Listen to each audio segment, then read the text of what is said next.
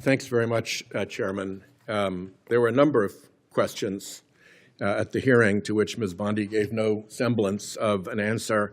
I just want to discuss two of them and where they fit into Department of Justice procedures. The first has to do with when FBI agents get cash to be able to use the cash in an investigation. There is a, as you can imagine, very considerable amount of procedure before large amounts of cash are distributed to FBI agents related to ongoing investigations.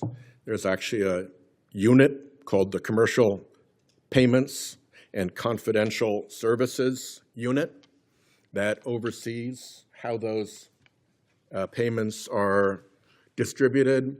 When an investigation in the field sees a need for those funds, they contact the unit transfers the funds to the field office, and the FBI agents go on about their business. As you can imagine, that is all subject to regular report and regular audit. And I would also add, it's a purely administrative matter. It's follow the money. And particularly in a case like this one, Mr. Homan, the case is closed. So there's no danger to an ongoing investigation.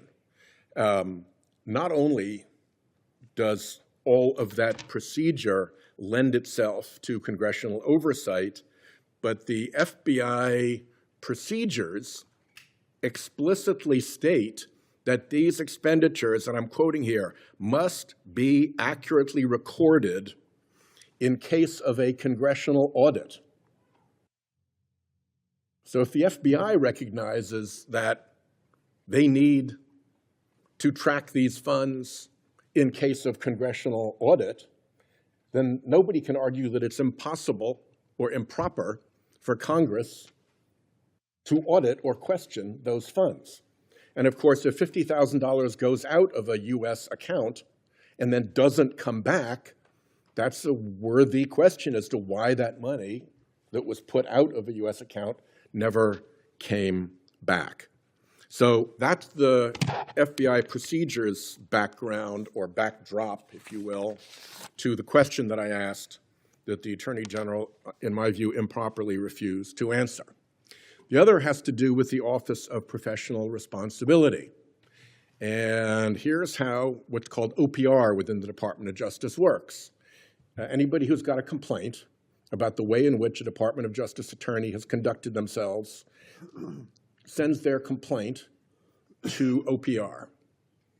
OPR does what they call an initial review that screens out the crank calls and the meritless accusations.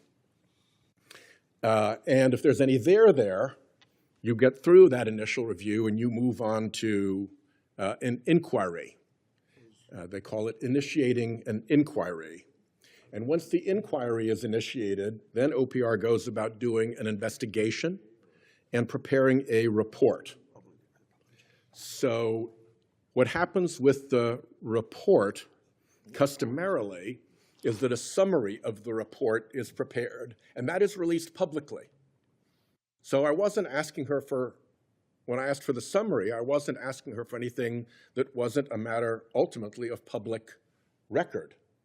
That's how they do it. And you can understand why they do it that way, because part of the purpose of publishing OPR summaries and outcomes is to give guidance to US attorneys, assistant US attorneys all around the country into what the rules are and what the precedents are related to their conduct as lawyers. So it's unsurprising that those summaries are provided. More than that, OPR's own website provides that it will actually produce the investigative reports, not the summary, produce the investigative reports to Congress when properly requested. So I think it's appropriate for anyone on this committee to ask OPR, when we know of a complaint against a Department of Justice official, Did it stop at initial review? Did it go on to inquiry? Were investigation steps taken? Was there a final report? Show us the public summary, and we are requesting the investigative report. That seems just completely ordinary. And for that reason, I would hope that the committee generally, knowing that this goes back and forth, would support my pursuit of actual answers to those very simple questions that the Department of Justice itself acknowledges Congress has the right to get. So thank you for letting me make that statement. I hope that clarifies what is going on here. I do not intend to give up on answering these questions just because, well, let me say, I'm married to a marine scientist. And one of our big products offshore from Rhode Island is squid. And what squid do when they feel threatened is they squirt out a jet of ink and then they zip away, leaving the little cloud of squid ink in the hope that that distracts from the squid itself. And I think we got a lot of squid ink from that chair, from the Attorney General, rather than real answers. And I think we're entitled to real answers. And in these two cases in particular, Department of Justice procedures concede that Congress is entitled to answers. So thanks for hearing me out. Thank you.